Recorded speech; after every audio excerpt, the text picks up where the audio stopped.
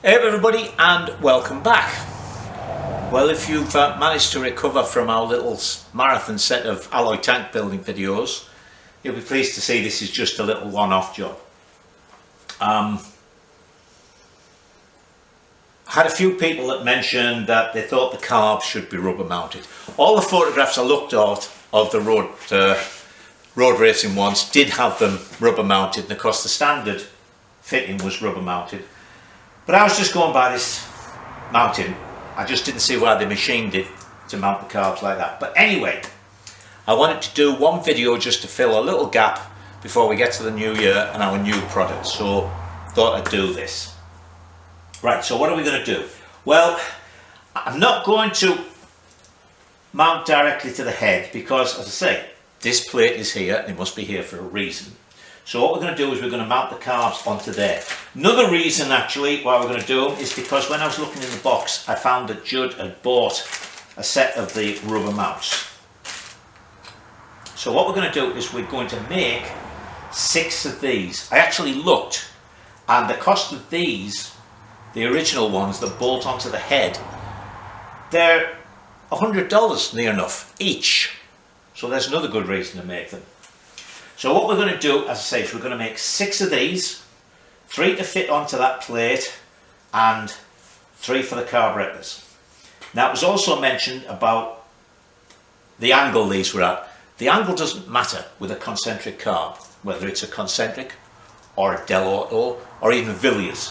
The whole point is that the main jet partner, main jet needle jet axis comes down right into the centre of this.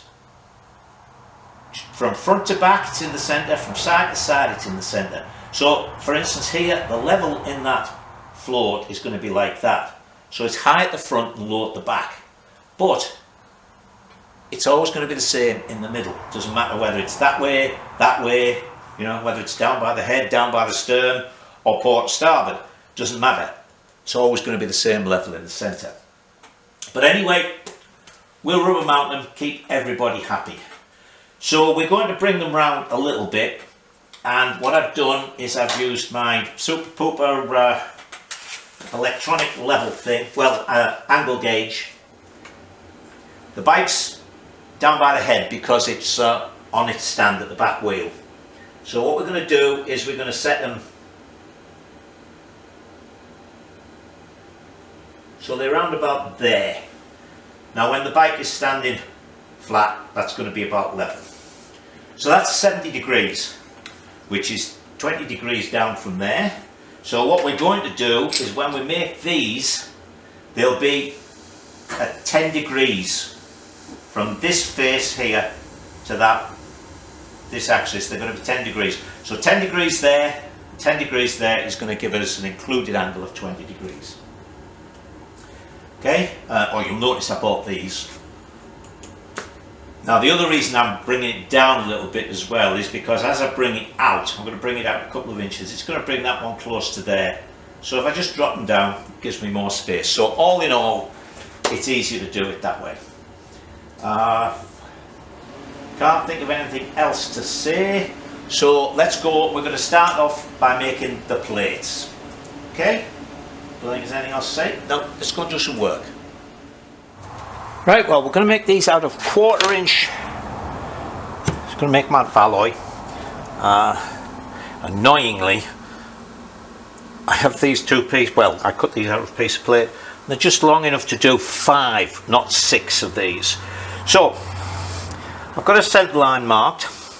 And the reason we're going to use the mill, and it's going to make it so much easier, is instead of me having to mark these all the way along, the centre line is going to be my base. Right? So I just need enough space between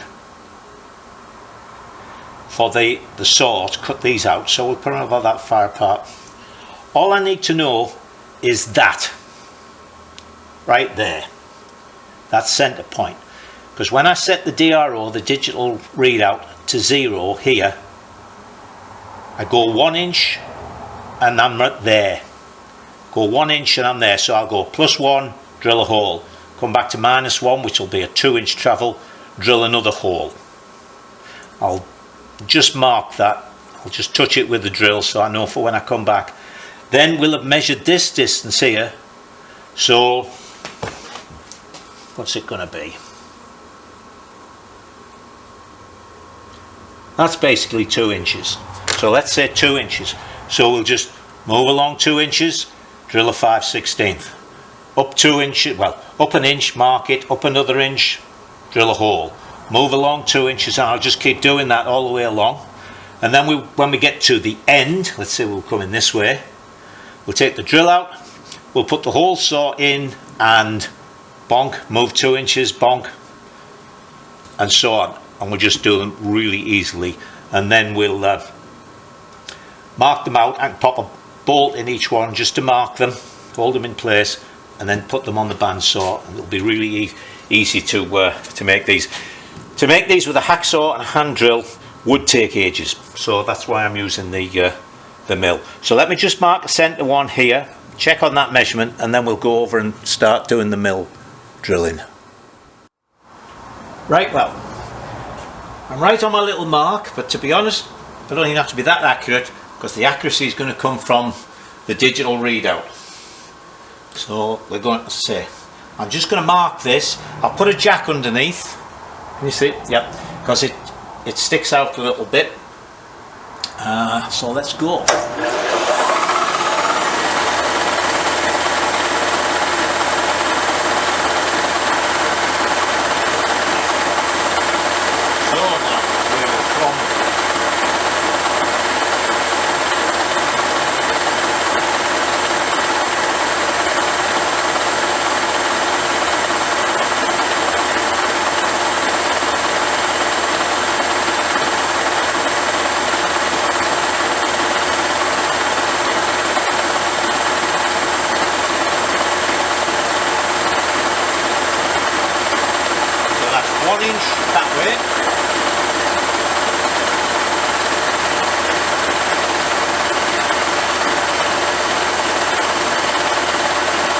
Jack's under the middle.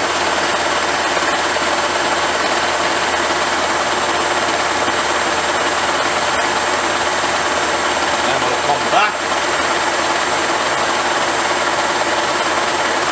That's 0.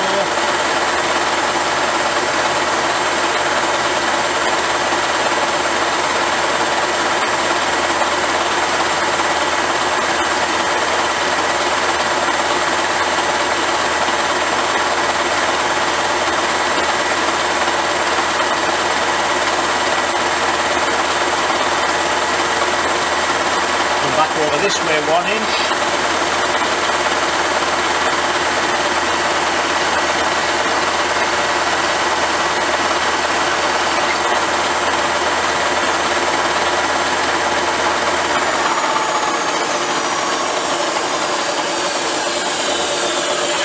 Keep forgetting this has got a brake on it. Just move that out the way.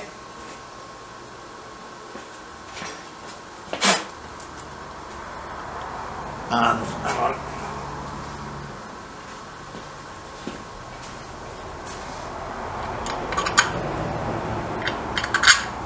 And there we are.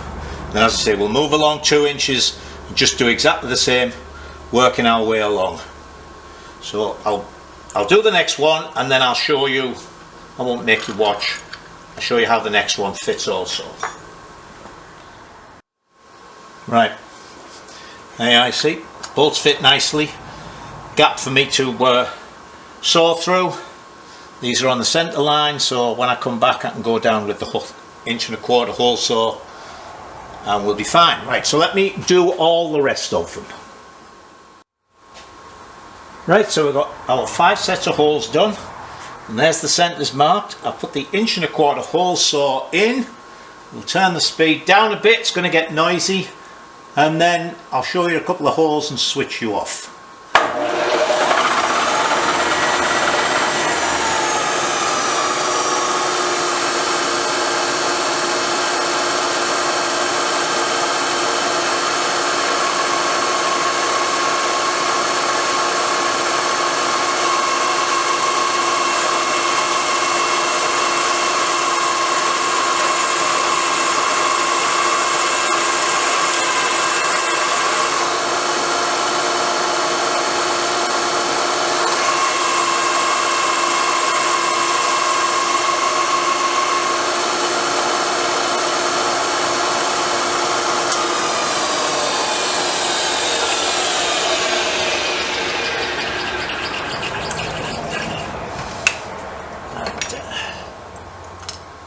prove everything is right.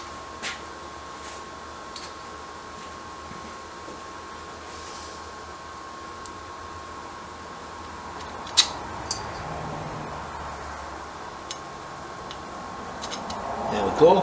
And this is the tube we're going to use, 1.25 inches. There we are. Spot on. Excellent. So let me do all the rest. As I say, I'll just move along 2 inches now, each one, and do them. So there's the 5 of them done. I'll do the 6th one in a minute. Just looks like a gasket for a car, doesn't it? Cylinder head gasket. Right, I'm going to, hang on. Next thing I'm going to do is mark on. I'm going to use one of these Tufnell ones rather than the actual gasket, because it gives me a better edge. So that goes on there.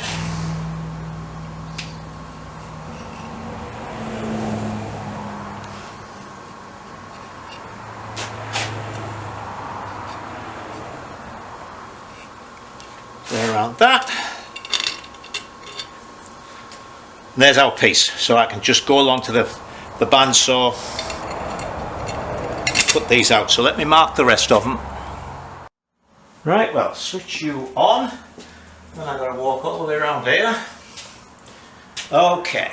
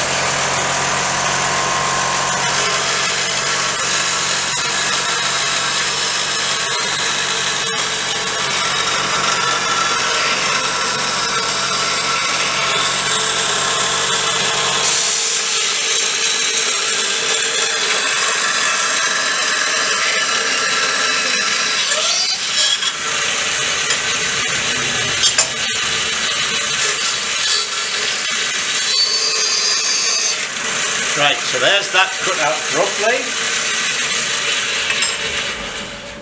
Walk back round.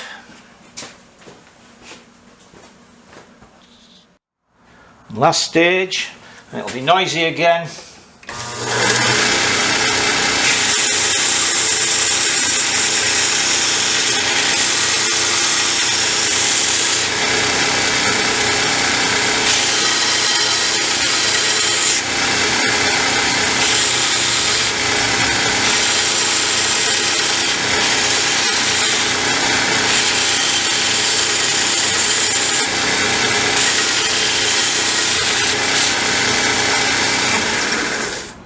And there we go, and it's hot, so I've got another 5 of those to do. So there's the 6 mounting plates. All we need now is the stubs to go in them. So because, just to say, I was able to sort of really run through doing these on the mill, I found myself, if I've got to set up to weld 6 of these and get them cut at the right angle and everything, the best thing to do would be to make a little fixture. So I made this just quick. I didn't even weld bronze it all the way around. So this is set at 10 degrees. So what we do is we put that on there.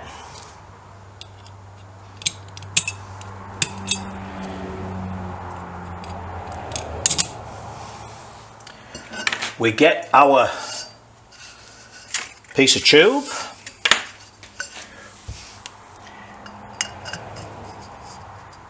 We put it in there. Come on now, there you go. We put it in there till it's flat in the bottom. Then we can draw around. That gives us our angled cut. Now, when you cut like that, that is the same angle as the one at the top. So if we cut that straight across there and twisted that round 90 degrees, that would give us our 20 degrees. So that gives us our first cut. And then, actually this is one I was playing around with earlier. Oh, Blue Peter again. If this was the, you know, I just cut that off, so this was a long piece of tube. I can then stick this up into there, get it all lined up, turn it over, mark that there, and that's the right length for the next piece. So I can just go along doing all that. And then when I've got them all cut, that just holds it for me to weld it. All right. And that actually is the end of today. Which isn't bad because it didn't come out particularly early. I made this little fixture up and we've done all 6 of those. So this is more like it. All right, see you tomorrow. Good morning. Right, well, last night I couldn't get to sleep. And as I was laying there, I started to plan what I was going to do today. And I suddenly pictured this in my mind. And in particular, I thought, oh my God, look, there's virtually no space between the bolt hole and where the tube's going to go. So, got another one with a couple of Allen bolts as I was going to use, and sure enough, there isn't enough room to get the hose on. So, I thought to myself, all right, what can I do? What can I do here? So 2 or 3 things came to mind. One, I could make up some little, I could thread that to 3/8. And then I could make up a couple of little studs which were 3/8 for 1/4 of an inch. And then, you know, just get a 3/8 bolt, turn a bit of it down to 5/16 and thread it, and then just screw it into there so that where this goes in, there's no bolt head. That was one. I could make 3 brand new ones of these and thread them 5/16. Or, it suddenly struck me, the head of a bolt is only 3/16 of an inch, with the curve fractionally more. So I could slightly thin down the head of that and make this slightly longer so it goes like that, and that I think will be fine.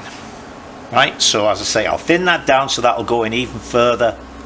So all I need to do is make these 3/16 of an inch longer. So what I've done is modified my little jig thing. I've put a piece of 3/16 plate on the bottom, right, so now when I drop the tube in to do the marking, it'll be that extra bit of length. I think that's going to be fine. So let's start sticking some tube in here, marking and sawing some pieces. Right then, so I've put one of the flange plates on. This is all we do. This is just sitting on there. So that's in.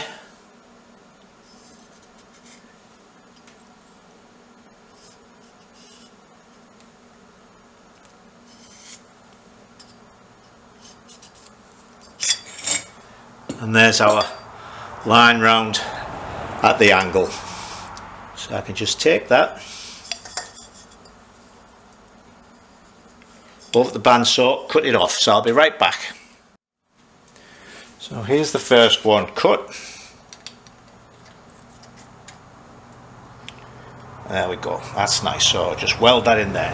Right, now what we'll do now, you see, is take that out of there. That's one. There's the cut end.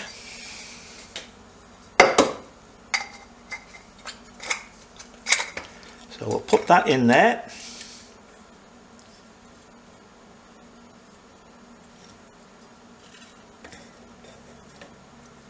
Get it levelled out. And then we'll just mark in the back here, and that's the right length for that one. So let me do that and cut it, and then we'll weld one up and see how it comes out. So there's those first two welded in. So now I'm going to go and put them on the surface plate and make sure that gets nice and flat and smooth. You know what? I've just had another thought. I could have used them. Couldn't I? And then they would have been fine. Oh well. Doesn't really matter. But I think I'll... we're going to check this one on first, see if it's too long or anything. And I can shorten them if need be. So there we have our 6 little stub mounts. All surface plated to make sure they're nice and flat. So what we're going to do with these is they will go on like that. Let's move these out of the way.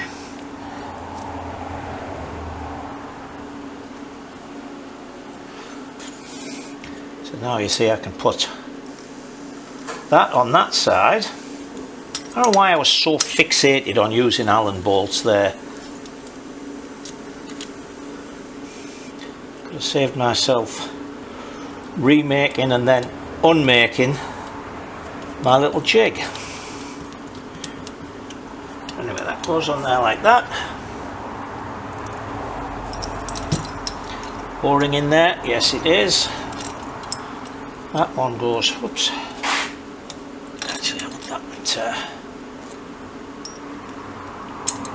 lock washer on that side, of course, so I'll have to redo the other one.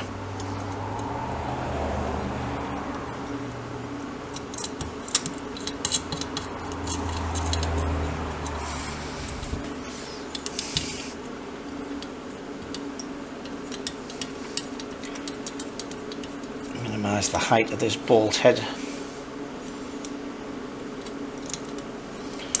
So I'll go and mount 2 more of these to the other 2 carburetors. And actually we're stopped again because I ordered Jubilee clips, hose clamps for this from McMaster Car. And the box came, they weren't in there. When I looked, they're being sent from Chicago, so they'll be here tomorrow. Okay, so we'll go over there, tighten that up.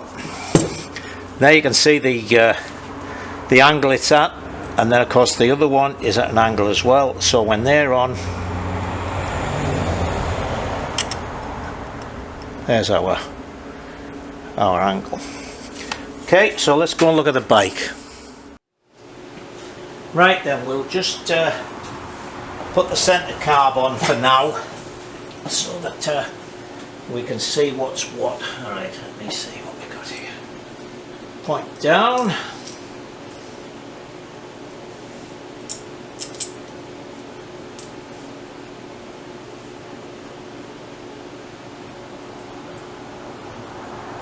Put a gasket on this side, and of course for the carb we've got an O-ring.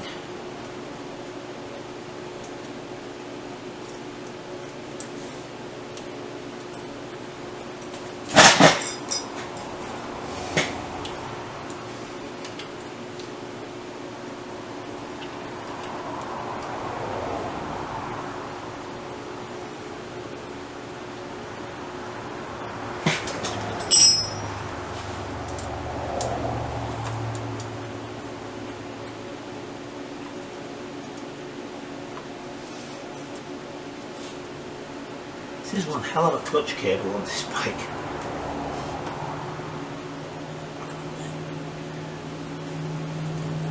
so.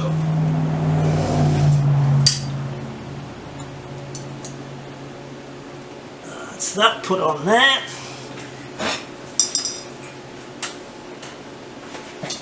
Covered in grease.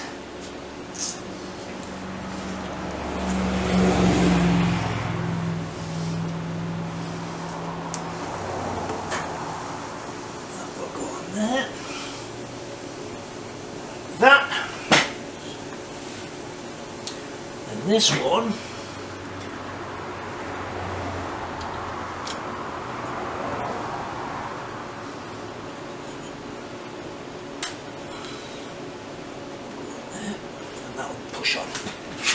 Push on a bit further.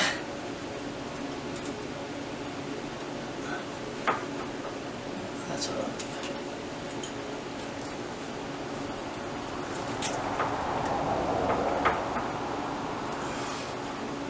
There we go. Alright, let me move you around. Right, there it is on. Actually, I think I can cut a little bit more off this and get that in, which will make it much tighter. But anyway, it clears here, and well, those pipes will move slightly. There's plenty of room there for the curve of the cable out to the top of the carb. So as I say, I might shorten them slightly, take an eighth of an inch off each one, just to move it up a little bit more. Right, so I'll bolt on the other ones of these, and then we'll see about putting some Jubilee clips on when they arrive and putting the cables and everything back on. Right, well, the hose clips have arrived, so I've put these hoses on. As you can see, I put all three of those on, put the hoses on, put the clips on them. So now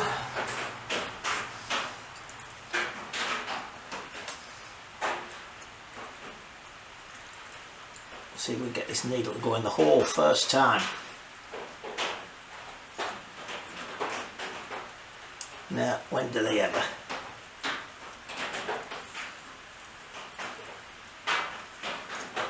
There we go. Right, so that goes in there.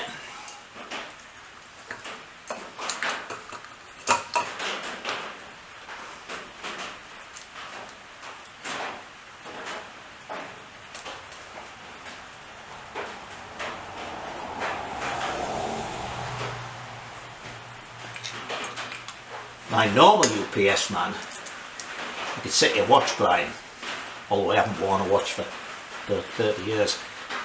2:30 he comes without a problem. Whenever there's a temporary fella, I can never rely on the time. And they do things like, the front doors of the workshop here actually face out onto the road. They're about 30 feet from the road. And I've had these fellas, I've come walk down to the workshop and there'll be a box right there in plain view of the road. That always annoys the life out of me. Alright.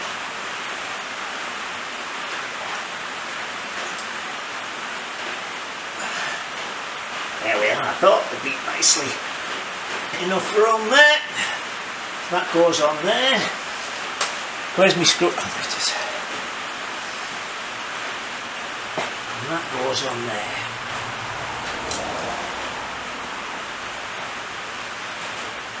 I'm doing this a bit cat-handed so that I don't get in the way. Oh, this is very exciting to see, is it?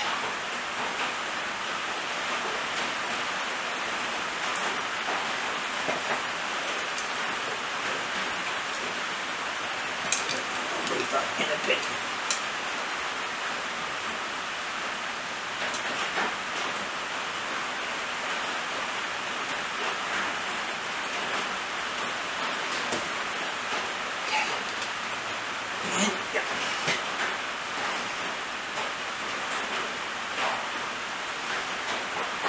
As you may be able to hear, it's raining. Suddenly it's a warm day and it's raining. Snow, then rain. There we go, look. And yes, lots and lots of space